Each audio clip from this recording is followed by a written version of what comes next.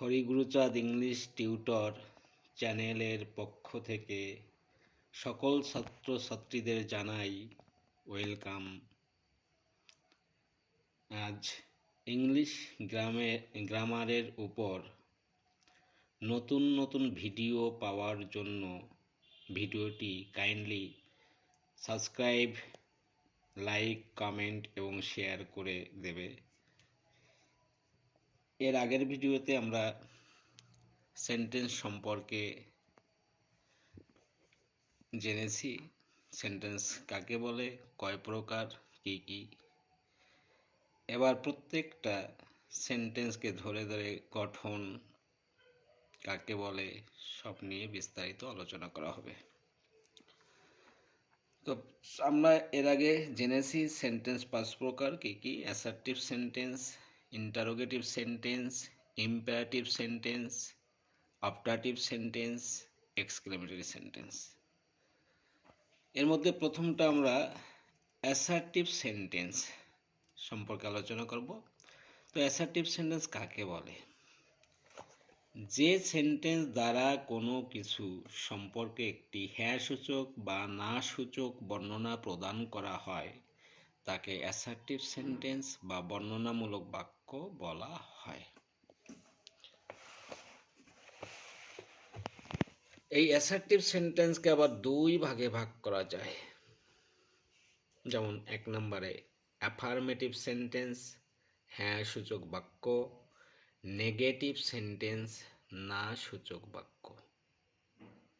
এর মধ্যে affirmative sentence কাকে বলে? যে সেন্টেন্স দ্বারা কোনো কিছু সম্পর্কে একটি হ্যাঁ সূচক বর্ণনা প্রদান করা হয় তাকে অ্যাফার্মেটিভ সেন্টেন্স বা হ্যাঁ সূচক বাক্য বলা হয়। এর গঠনটা প্রথমে সাবজেক্ট, HUB সাবজেক্ট, MP মানে মেইন ভার্ব, OB মানে অবজেক্ট, OP মানে আদার পার্ট। তাহলে প্রথমে subject, main verb, object, OP, এই আকারে গঠনটি করতে হবে। যেমন এইটা আমি ভাত খাই, এই বাংলায় সেন্টেন্সটির সাবজেক্ট হচ্ছে আমি, তাহলে আমির ইংলিশ কি আই বসালাম। এবার কি বসাতে হবে? MV মানে মেইন ভার্ব মানে ক্রিয়া। এখানে ক্রিয়া কোনটা? যাই। তাহলে যাই এর ইংলিশ কি? খাই এর ইংলিশ কি? ইট বসালাম। আর অবজেক্টটা কি আছে এখানে? ভাত।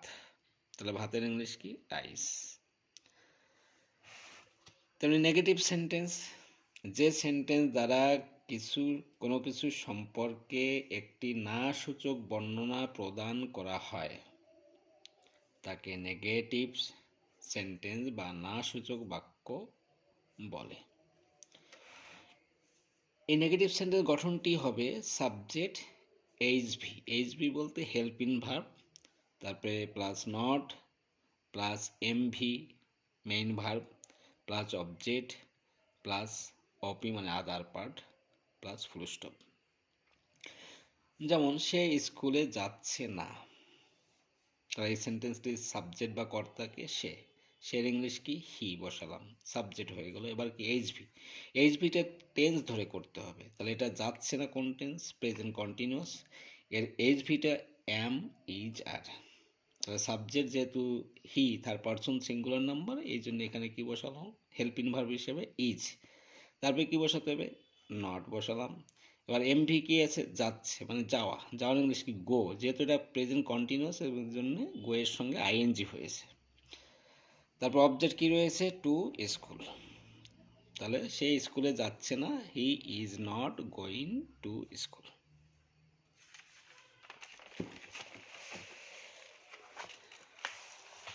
এবার জানবো ইন্টারোগেটিভ সেন্টেন্স। এর মানে হচ্ছে প্রশ্নবোধক বাক্য। তাহলে এটা কাকে বলে? দেখো, যে সেন্টেন্স দ্বারা কোনো কিছু সম্পর্কে প্রশ্ন করা হয় বা জিজ্ঞাসা করা হয় বা জানতে চাওয়া হয় তাকে ইন্টারোগেটিভ সেন্টেন্স বা প্রশ্নবোধক বাক্য বলা হয়। এই ইন্টারোগেটিভ সেন্টেন্সকে দুই ভাবে আমরা গঠন করতে পারি। কয়ভাবে? দুই ভাবে। প্রথমে 1 নম্বরে HV মানে বা হেল্পিং ভার্বকে আগে বসিয়ে। তো তাহলে গঠনটা কি হবে? HV plus subject plus MV plus object plus OP plus question mark. এই ইন্টারোগেটিভ সেন্টেন্সের শেষে অবশ্যই কিন্তু কোশ্চেন মার্ক দিতে হয়। যেমন একটা উদাহরণ, সে কি স্কুলে যায়? সে কি স্কুলে যায় প্রশ্ন করেছে। তাহলে এটা কোন টেন্স? Present indefinite tense. তাহলে গঠনটা দেখো, প্রথমে কি বসাতে হবে? এইচভি। তাহলে প্রেজেন্ট ইনডিফিনিট টেন্সে এইচভি কি থাকে? ডু অথবা ডাজ। এটা সাবজেক্ট অনুযায়ী যে কোনো একটা বসাতে হয়। Subject third person singular number হলে ডাজ বসাতে হয়, বাকি সব সাবজেক্টের ক্ষেত্রে ডু বসাতে হয়। তাহলে সাবজেক্টটা কি রয়েছে? সে। সের ইংলিশ কি? হি। হি কোন person? Third person singular number, এই জন্য কি বসাবো এইচবি হিসেবে? ডাজ বসালাম প্রথমে। তারপর কি? সাবজেক্ট। তাহলে বাংলা বাক্যটা সাবজেক্ট কে? কর্তাকে সে। সের ইংলিশ কি? হি বসালাম। এবার তারপর কি? এমভি। এমভি বলতে ক্রিয়া, এনে ক্রিয়া কোনটা? যায়। যাওয়ার ইংলিশ কি? গো, এটা ভি ওয়ান বসালাম। এবার তারপরে কি বসাতে? অবজেক্ট। এখানে অবজেক্ট কি রয়েছে? টু স্কুল, স্কুলে। শেষে কোশ্চেন মার্ক। দ্বিতীয় নম্বর গঠন ডাব্লিউএইচ ওয়ার্ড, অর্থাৎ who, when, which, where, how, why, who ইত্যাদিকে আগে বসিয়ে। এই ডাব্লিউএইচ ওয়ার্ড বলতে যে ওয়ার্ডগুলো ডাব্লিউ দিয়ে এবং এইচ দিয়ে শুরু হয়, যেটা কোশ্চেন বা প্রশ্ন করতে ব্যবহার করা হয়, এই জন্য ডাব্লিউ এবং এইচ এই ওয়ার্ডগুলোকে বলা হয়। যেমন গঠনটা কি হবে? ডাব্লিউএইচ ওয়ার্ড প্লাস এইচভি মানে helping verb plus subject plus main verb plus object plus OP plus question mark. যেমন তুমি কোথায় বাস করো? তাহলে কোথায়, কোথার ইংলিশ কি? হোয়ার, ডাব্লিউএইচই আর ই। তাহলে হোয়ার ডাব্লিউএইচ ওয়ার্ড হিসেবে বসালাম। এবার কি বসাতে হবে? এইচভি, টেন্স ধরে বসাতে হবে। বাস করো প্রেজেন্ট ইনডিফিনিট টেন্স, তো তার মানে এটাও ডু অথবা ডাজ এইচবি হিসেবে বসাতে হবে। সাবজেক্ট কি রয়েছে? তুমি, তুমি ইংলিশ কি? ইউ। যদি থার্ড পারসন সিঙ্গুলার নাম্বার হতো তাহলে ডাজ বসাতে হতো। যেহেতু সেকেন্ড পারসন ইউ রয়েছে এই জন্য ডু বসালাম। তারপরে কি? সাবজেক্ট ইউ বসালাম। তারপরে এমভি কি বসালাম? বাস করো, এর ইংলিশটা কি? লিভ। শেষে কোশ্চেন মার্ক। তো ইন্টারোগেটিভ সেন্টেন্সের শেষে অবশ্যই কি দিতে হবে? কোশ্চেন মার্ক বা প্রশ্নবোধক চিহ্ন দিতে হবে। এবার চলে আসি ইম্পারেটিভ সেন্টেন্স। তো ইম্পারেটিভ সেন্টেন্স কাকে বলে? যে সেন্টেন্স দ্বারা কোনো কিছু সম্পর্কে আদেশ, উপদেশ, অনুরোধ, নিষেধ, নির্দেশ অথবা কোনো প্রস্তাব বা অনুমতি দেওয়া বা নেওয়া বোঝায় তাকে ইম্পারেটিভ সেন্টেন্স বা অনুজ্ঞাসূচক বাক্য বলা হয়। তো আমরা এটা ভালো করে জেনে নেব, এই ইম্পারেটিভ সেন্টেন্সকে 5 ভাবে গঠন করা যায়। কয়ভাবে? 5 ভাবে গঠন করা যায়। প্রথমে 1 নম্বরে আদেশ বা উপদেশ করা বোঝালে এমভি মানে মেইন ভার্বকে আগে বসিয়ে এর গঠনটা কি হবে? প্রথমে main verb plus object plus OP plus full stop. যেমন দরজাটি খোলো, দরজাটি খোলো। তাহলে মেইন ভার্ব কোনটা? খোলো। খোলার ইংলিশ কি? ওপেন বসালাম। তারপরে কি বসাতে? অবজেক্ট। অবজেক্টটা কি? খোলো দরজাটি, দ্য ডোর, তাহলে ওপেন দ্য ডোর। নিষেধ করা বোঝালে ডু নটকে আগে বসিয়ে, তাহলে যদি কোনো নিষেধ করা বোঝায় তাহলে আগে কি বসাতে হবে? Do not. গঠনটা কি? Do not plus main verb plus object plus OP plus full stop. যেমন রোদ্রে দৌড়াও না, তাহলে কি হবে? Do not run in the সান।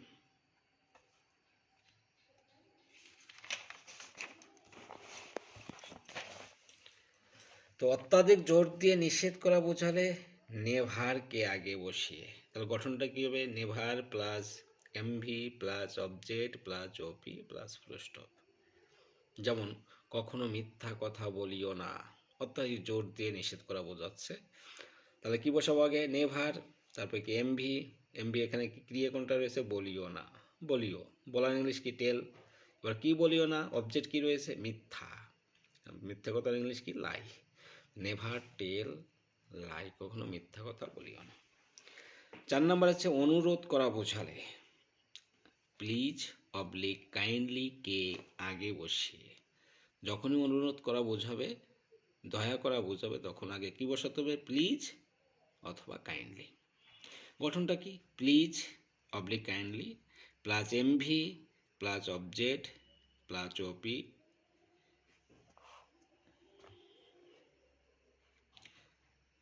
ভুল বললাম, যে please oblique kindly plus MV plus PO. PO বলতে এখানে পার্সোনাল অবজেক্ট, পিও বলতে পার্সোনাল অবজেক্ট প্লাস ওবি মানে object plus OP plus full stop. যেমন দয়া করে আমাকে পেনটি দাও। তো দয়া করা মানে অনুরোধ করা বোঝাচ্ছে, অতএব প্রথমে কি বসাবো? হয় কাইন্ডলি অথবা প্লিজ। এখানে প্লিজ বসালাম, তারপরে কি বসাতে হবে? এমভি। এখানে ক্রিয়াটা কোনটা? দেও। দেওয়ার ইংলিশ কি? গিভ। তারপরে কি আছে? পিও। পিও বলতে পার্সোনাল অবজেক্ট, এখানে কোনটা রয়েছে? আমাকে। আমাকে ইংলিশ কি? মি বসালাম। এবার অবজেক্ট কি? পেনটি, দ্য পেন। তাহলে please give me the pen. প্রস্তাব করা বা অনুমতি দেওয়া বা নেওয়া বোঝালে লেটকে আগে বসিয়ে। তাহলে যখনই প্রস্তাব করা বোঝাবে অথবা কোনো অনুমতি দেওয়া বা নেওয়া বোঝাবে, তখন আগে কি বসাবো? লেট। এর গঠনটা কি হবে? লেট প্লাস পিও মানে পার্সোনাল অবজেক্ট প্লাস এমভি মানে main verb plus object plus OP plus full stop. যেমন আমাকে বইটি পড়তে দাও, তার মানে একটা অনুমতি দেওয়া বা প্রস্তাব দেওয়া হচ্ছে। তার আগে কি বসাবো? লেট। তারপরে কি? পিও। এখানে পিও মানে আমাকে, আমাকে ইংলিশ কি? মি বসালাম। তারপরে কি আছে? এমভি। এখানে এমভি বলতে পড়া, পড়া ইংলিশ কি? রিড। তারপর অবজেক্ট কি রয়েছে? বইটি, বইটি ইংলিশ কি? The book. তাহলে কি হলো? Let me read the book.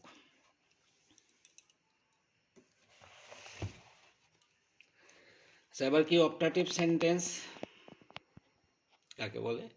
যে সেন্টেন্স দ্বারা কোনো কিছু সম্পর্কে প্রার্থনা করা, আশীর্বাদ দেওয়া বা নেওয়া অথবা মনের ইচ্ছা, আশা, আকাঙ্ক্ষা করা বা কাউকে কোনো কিছু বলে স্বাগত জানানো, বিদায় জানানো বা অভিনন্দন করা বোঝায়, তাকে অপটাটিভ সেন্টেন্স বা প্রার্থনামূলক বাক্য বলা হয়। এই অপটাটিভ সেন্টেন্সকে বেশিরভাগ ক্ষেত্রে মে দিয়ে শুরু করতে হয়। তাহলে অপটাটিভ সেন্টেন্সকে বেশিরভাগ ক্ষেত্রে কি দিয়ে শুরু করতে হয়? মে দিয়ে, এটা মনে রাখতে হবে। তাহলে গঠনটা কি হবে? May plus subject plus MV plus object plus OP plus full stop. যেমন ঈশ্বর তোমাকে আশীর্বাদ করুক, মে গড ব্লেস ইউ। তাহলে মে দিয়ে শুরু হয়েছে, প্রথমে মে বসলো, তারপর সাবজেক্ট এখানে গড বসলো, তারপর এমভি ব্লেস মানে আশীর্বাদ করা, অবজেক্ট কি রয়েছে? ইউ, ওপি নাই বসালাম না। কিছু কিছু ক্ষেত্রে অপটাটিভ সেন্টেন্সকে লং বা হ্যাভ বা গেট দিয়ে শুরু করা হয়। যেমন আমাদের রাজা দীর্ঘজীবী হোক, লং লিভ আওয়ার কিং। এবার আসি এক্সক্লেমেটরি সেন্টেন্স কাকে বলে? দেখো, যে সেন্টেন্স দ্বারা মনের আনন্দ, উল্লাস, হাসি, কান্না, দুঃখ, বেদনা, ঘৃণা, ধিক্কার, আকস্মিক বিস্ময় প্রকাশ করা হয়, তাকে এক্সক্লেমেটরি সেন্টেন্স বা বিস্ময় সূচক বাক্য বলা হয়। এই এক্সক্লেমেটরি সেন্টেন্সকে দুইভাবে গঠন করা যায়। এক নাম্বার এক্সক্লেমেটরি ওয়ার্ড, অর্থাৎ oh, hurray, bravo, ah, hello, ow, fie fie etcetera, এগুলোকে এক্সক্লেমেটরি ওয়ার্ড বলা হয়। এই এক্সক্লেমেটরি ওয়ার্ডকে আগে বসিয়ে গঠনটা কি? Exclamatory word plus exclamation mark plus subject plus main verb plus object plus OP plus full stop. যেমন কি আনন্দ আমরা খেলায় জিতেছি, কি আনন্দের ইংলিশটা কি? হুররে। এক্সক্লেমেটরি ওয়ার্ড বসালাম, এবার এক্সক্লেমেশন মার্কটা দিলাম, তারপরে সাবজেক্ট কি? আমরা, উই, খেলায় জিতেছি প্রেজেন্ট পারফেক্ট টেন্স, উইর পরে কি বসবে? Have won the match, full stop. দ্বিতীয় নম্বর গঠনটা হবে হাউ অবলিক হটকে আগে বসিয়ে। গঠনটা কি? How oblique hot, article plus adjective plus object plus OP plus subject plus MV plus exclamation mark. এটা একটু ব্যতিক্রম গঠন। যেমন ফুলটি কি সুন্দর, what a beautiful flower it is. তো এরকম গ্রামারের উপর নতুন নতুন ভিডিও টিপস পেতে আমার এই হরিগুরুচাঁদ ইংলিশ টিউটর চ্যানেলটি অবশ্যই সাবস্ক্রাইব, লাইক, কমেন্ট, শেয়ার করে দেবে। Thank you.